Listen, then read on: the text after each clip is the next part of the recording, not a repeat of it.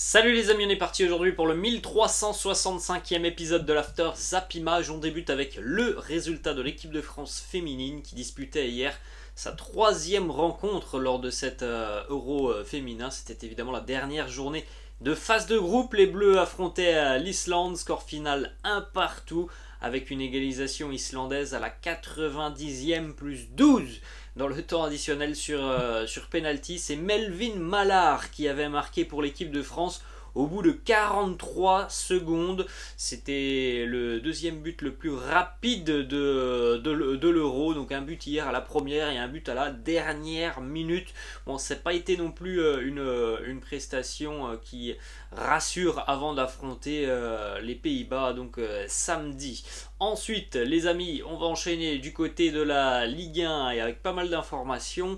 On va démarrer du côté de Monaco. On en avait parlé hier. L'ASM est fixée sur son barrage de Ligue des Champions. L'AS Monaco va affronter les Néerlandais du PSV Eindhoven en match aller-retour. Évidemment, premier match à Monaco au stade Louis II le 2 ou le 3 août. Et le retour se tiendra donc une semaine plus tard aux Pays-Bas. Pour rappel, le PSV a terminé second de l'Eredivisie, le championnat des Pays-Bas l'année dernière, à 2 petits points de l'Ajax Amsterdam. Et le PSV est entraîné maintenant par Ruud van Nistelrooy. Regardez aussi les amis les autres affiches notamment de ces barrages de la Ligue des Champions. Donc il y a la voie des champions, c'est le premier tableau, et ensuite la voie des équipes qui se sont qualifiées par le biais du championnat sans terminer champion de leur championnat, comme l'AS Monaco par exemple. On aura aussi notamment l'Union Saint-Gilloise, le promu qui a surpris tout le monde l'année passée en Belgique, qui va affronter les Rangers. Ça va être un sacré match. Le Benfica aussi face à Midtjylland ou l'AEK Larnaca. Le Dynamo Kiev ou Fenerbahçe face aux Autrichiens du Sturm Graz. Ensuite les amis, on va du côté de Paris. Hier on fêtait les 10 ans de l'arrivée du jeune milieu de terrain parisien Marco Verratti. Alors c'était il y a 10 ans. Il rejoignait les rangs du Paris Saint-Germain contre 12 millions d'euros. 10 ans plus tard, Marco Verratti est toujours présent, toujours amoureux du Paris Saint-Germain. Il nous lâche cette petite déclaration: 10 ans à Paris, c'est spécial, c'est quelque chose que je n'aurais jamais imaginé. Quand on reste 10 ans dans un club, c'est qu'on l'aime vraiment. Ensuite, on est du côté de Paris, toujours les amis, mais on est au Japon, là où se tient la tournée de pré-saison du Paris Saint-Germain, qui s'est entraîné hier. C'était un simple entraînement devant 10 000 spectateurs qui étaient présents, des fans qui sont venus remplir les gradins donc du terrain d'entraînement du Paris Saint-Germain. Il y a un réel engouement du peuple japonais donc pour l'arrivée du Paris Saint-Germain sur les terres nippones. Vous pouvez jeter un petit coup d'œil les amis, ça a été officialisé très tôt ce matin par le Paris Saint-Germain. Vous pouvez jeter un petit coup d'œil au nouveau maillot extérieur du PSG que là vous voyez porté notamment par Léo Messi. Ensuite, on va enchaîner avec une information qui concerne Gonzalo Inacio, dont on a parlé hier, qui est vu comme l'une des options à un éventuel départ de Presnel Kimpembe. Eh bien, ça sera assez cher pour le Paris Saint-Germain s'il souhaite aller chercher le joueur du côté du Sporting Portugal. Gonzalo Inacio ne partira pas pour moins de 45 millions d'euros, c'est-à-dire le montant de sa clause libératoire. Donc avant de penser une arrivée d'Inacio, il va vraisemblablement falloir que le Paris Saint-Germain commence à vendre des joueurs, parce qu'on sait que c'est l'objectif du club. On arrive quasiment au 20 juillet et malheureusement pour le PSG, on n'a pas beaucoup de départs à l'heure actuelle, et ça pose problème parce qu'on a vu déjà le PSG, pour respecter le fair play financier, n'a pas pu transférer définitivement Hugo Ekitike. Ils ont dû trouver une autre option, donc c'est-à-dire le prêt avec l'option d'achat obligatoire en fin de saison. Donc pour aller chercher maintenant un joueur de 45 millions d'euros, ça semble compliqué, donc il va falloir vendre du côté du Paris Saint-Germain. On jette un coup d'œil d'ailleurs les amis sur quelques statistiques de la saison de Ligue 1 qui vient de se terminer, et regardez un petit peu les stats notamment d'Hugo Ekitike. Sur 1000 minutes jouées, il est tout de même le troisième meilleur joueur en Ligue 1, derrière Moussa Dembélé du côté de Lyon et Kylian Mbappé, vous faites un petit arrêt sur image les amis pour découvrir toutes ces statistiques où on a la moyenne de buts sur 90 minutes jouées, les expected goals, le nombre de tirs par match. Et voilà, ce sont des statistiques qui nous montrent à quel point le jeune Hugo Ekitike est très précoce dans son jeu et qu'il a vraisemblablement, encore une fois, une marge de progression assez intéressante sur ces prochaines années. On enchaîne les amis avec une dernière information du côté du Paris Saint-Germain, selon plusieurs médias français et notamment aussi CF Bayern, Christian Falk Bayern qui travaille pour Bild en Allemagne.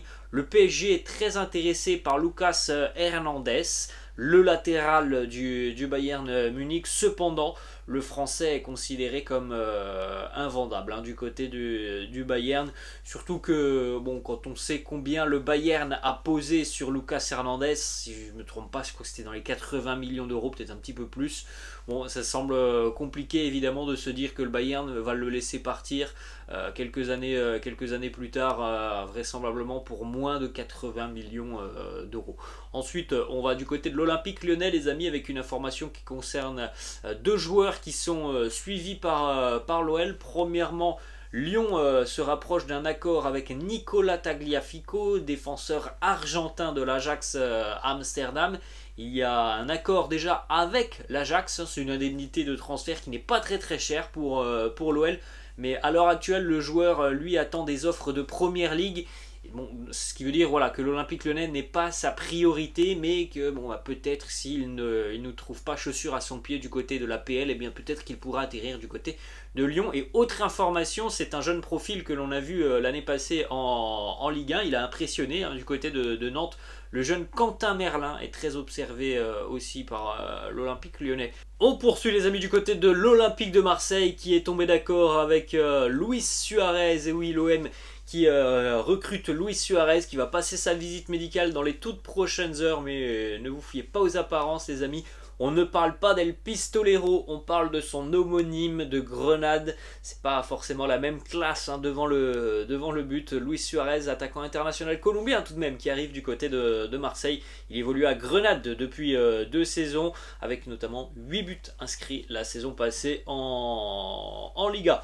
Ensuite, autre information, la 3e offre de l'Olympique de Marseille pour Jonathan Klaus serait susceptible d'être acceptée par le Racing Club de Lens. Les discussions se poursuivent, un dénouement heureux est espéré dans les tout prochains jours. Visiblement, on s'est rapproché des attentes du Racing Club de Lens, donc ça sent très bon pour une arrivée de Jonathan Klaus du côté de Marseille. Petite information qui concerne le Racing Club de Lens qui va affronter l'Inter Milan samedi à 18h30 au Stade Bollaert. Et bien ce match sera diffusé sur beIN Sport, donc si vous êtes abonné à beIN, il y aura vraisemblablement une très belle ambiance samedi à Bollaert. On connaît le public lensois et pour une affiche comme ça, ça va être quelque chose de grandiose. Direction l'Espagne, on va à Barcelone. Robert Lewandowski a passé hier sa visite médicale avec le Barça. Quelques statistiques tout de même sur les 7 dernières saisons de Robert Lewandowski, donc au Bayern évidemment.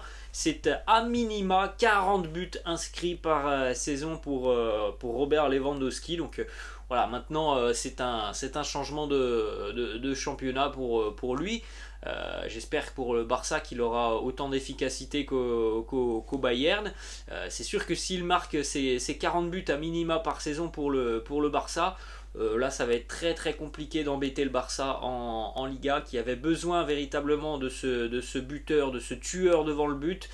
On ne remet pas en cause les qualités de Pierre-Emerick Aubameyang, mais je pense tout de même que Robert Lewandowski a d'autres qualités qui sont un peu plus supérieures à celles d'Aubameyang. Donc c'est véritablement si Lewandowski arrive à tout de suite s'intégrer au style de jeu catalan et à la Liga, ça peut faire très mal cette saison. Autre information du côté de Barcelone, toujours la lutte entre le Barça et Chelsea pour Jules Koundé. Chelsea a réactivé la piste depuis quelques jours parce que visiblement Nathan Ake n'est plus disponible. Les Blues veulent aussi Presnel Kimpembe, donc voilà, du côté de Chelsea on est actifs. Autre info du côté du Barça, et c'est encore une fois une info qui concerne aussi les Blues de Chelsea, vraisemblablement que le Barça a formulé hier une première offre à Chelsea pour César Azpilicueta, 3 millions d'euros.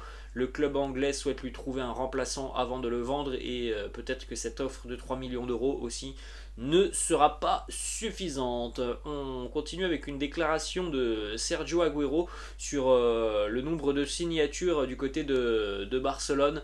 Overbooké du côté de Barcelone, il nous dit c'est une très bonne stratégie. Il y a beaucoup de blessures dans le football. Je pense que de signer beaucoup de joueurs comme ça vient de Pep Guardiola. Lui avait aussi beaucoup de joueurs disponibles à chaque position. C'est pour ça que des fois du côté de City, eh bien, Gabriel Jesus pouvait jouer au poste de numéro 9 ou Kevin De Bruyne pouvait jouer en faux numéro 9 lorsque je n'étais pas présent. C'est évidemment toujours positif pour un club d'avoir énormément de talent et de se dire que même si tu enlèves un attaquant, tu peux avoir un autre attaquant quasiment de même calibre. Et ça, c'est valable pour quasiment tous les postes du côté de Barcelone. Donc c'est quelque chose d'incroyable pour le Barça de trouver autant de qualité ligne par ligne. On termine avec une dernière information du côté de Barcelone. C'est une déclaration de Joan Laporta, le président du Barça, qui a fixé de hauts objectifs pour la saison catalane. Alors c'est vrai que le mercato est plutôt intelligent pour le moment côté catalan. Il y a de très gros renforts, donc on a de hautes ambitions sur cette saison. Xavi a tout dans ses mains maintenant, peut-être encore quelques petites recrues sur ce mois de juillet ou mois d'août. En tout cas, Joan Laporta nous dit: nous sommes ambitieux, si nous avons gagné 6 titres en un an, pourquoi il serait impossible de le refaire? C'est un exemple pour essayer de le refaire. On va continuer les amis du côté du Real Madrid, départ officiel du jeune international japonais Takefusa Kubo qui quitte le Real. Il rejoint la Real Sociedad, montant du transfert 6,5 millions d'euros, plus 50% des droits du joueur qui sont conservés par les merengues. Ensuite, on a une information qui concerne Eden Hazard. Le Real est satisfait du retour d'Eden Hazard. Carlo Ancelotti va essayer de récupérer la meilleure version du Belge, mais si une bonne offre arrive avant la fin du mercato, le club pourrait céder le joueur. On verra ce qui se passera sur le dernier mois de mercato. Autre information, ni Marco Asensio ni Dani Ceballos ne seront bradés par le club. Soit ils vont continuer au club et vraisemblablement jouer des matchs qui n'ont pas forcément de grand intérêt, les matchs de Coupe du Roi ou d'autres matchs sans grand intérêt, soit le Real Madrid les vendra, mais au prix que le club souhaite en tirer. On enchaîne les amis avec une information qui concerne l'un des fistons de Zinedine Zidane, Enzo Zidane, qui s'est engagé à Fuenlabrada pour une saison. C'est en Division 3 espagnole. Pour rappel, la saison passée, Enzo Zidane évoluait en Ligue 2 avec Rodez. Direction l'Angleterre, nouveau maillot extérieur pour les Gunners d'Arsenal. Design très sympa pour le nouveau maillot des canonniers. Du côté de Chelsea, petite image, Kalidou Koulibaly pour son premier entraînement avec les Blues de Chelsea. Double déclaration du côté de Manchester United en ce qui concerne Cristiano Ronaldo. C'est Erik ten Hag qui l'a affirmé hier. Ronaldo n'est pas à vendre. Il n'est pas à vendre. J'ai planifié la saison avec lui. J'ai hâte de commencer à travailler avec lui. Voilà les amis, on avait déjà entendu cette déclaration il y a une dizaine de jours. Malheureusement, on n'entend pas Cristiano Ronaldo. Voilà, ce qui serait bien pour Manchester United, c'est que Cristiano le dise lui-même. Oui, je vais rester à Manchester. Malheureusement, Cristiano il ne prend pas la parole pour affirmer qu'il sera encore avec les Red Devils. Selon RMC Sport, selon le quotidien AS, l'Atlético Madrid est très intéressé par Cristiano. Diego Simeone a donné son feu vert pour tenter de le recruter. Bon, c'était une information très surprenante dont on a parlé hier dans le Zap Mercato. L'Atlético pour le moment n'a pas forcément beaucoup d'argent. Cristiano a été longtemps l'un des bourreaux de l'Atleti. Hier, les supporters ultra de l'Atlético Madrid ont fait passer un message. Ils ne veulent pas de Cristiano tout simplement du côté de l'Atlético. Donc bon, c'est une information très surprenante. On va enchaîner les amis du côté de Munich. Une information qui concerne Tanguy Kouassi qui veut du temps de jeu et qui souhaite donc quitter le Bayern Munich. Donc affaire à suivre sur les prochaines semaines. Du côté du Bayern, Mathis de Ligt est arrivé en Allemagne hier pour évidemment y signer son contrat avec le club bavarois. On continue du côté du Borussia Dortmund avec cette Déclaration de Sébastien Haller qui est très très heureux du départ de Robert Lewandowski. Ça lui fera un concurrent de moins pour le titre de meilleur buteur en Bundesliga. Et malheureusement hier très tard dans la soirée, l'information elle est tombée aux alentours de minuit. Et bien on a appris que Sébastien Haller souffrait d'une tumeur aux testicules. Il a donc évidemment quitté le centre d'entraînement du Borussia Dortmund. On lui souhaite un très bon rétablissement. Bon, pour le moment, évidemment, les amis, on ne sait pas hein, quand Sébastien Haller fera son retour. On lui souhaite évidemment beaucoup de force et de courage dans cette épreuve. Ensuite, on va du côté de l'Italie, les amis. C'est donc quasiment officiel, hein, puisqu'il va signer son contrat vraisemblablement aujourd'hui. Paulo Dybala est d'accord pour rejoindre la Roma, donc en tant que joueur libre. Alors, c'est tout de même fou hein, pour Paulo Dybala qui a fait des pieds et des mains sur les négociations avec la Juventus il y a quelques mois pour au final quitter la Juve, arriver du côté de la Roma qui ne joue pas de Coupe d'Europe avec un salaire qui sera nettement inférieur à ce qu'il touchait du côté de la Juventus. Moi je ne sais pas ce que vous en pensez, mais franchement je trouve que voilà, c'est une petite déception tout de même de voir Paulo Dybala du côté de la Roma. C'est dire à quel point voilà, il n'y avait pas forcément aussi grand intérêt des clubs européens sur Paulo Dybala. Direction l'AC Milan, prolongation de contrat pour Zlatan Ibrahimovic qui continue donc l'aventure avec les Rossoneri jusqu'en 2023. Bravo à Zlatan hein, puisqu'il sera âgé dans quelques mois maintenant de 41 ans et sera donc toujours présent sur les terrains malgré cette grave blessure là qui va l'éloigner des terrains pendant quelques mois. On termine les amis du côté des États-Unis. Gareth Bale a effectué la nuit dernière ses premières minutes avec le LAFC face à Nashville.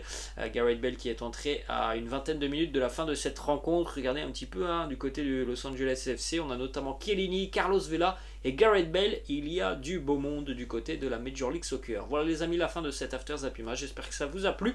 N'hésitez pas comme d'habitude à lâcher un petit pouce bleu. N'hésitez pas non plus à vous abonner à la chaîne. Les amis, je vous laisse et je vous dis à la prochaine. Ciao.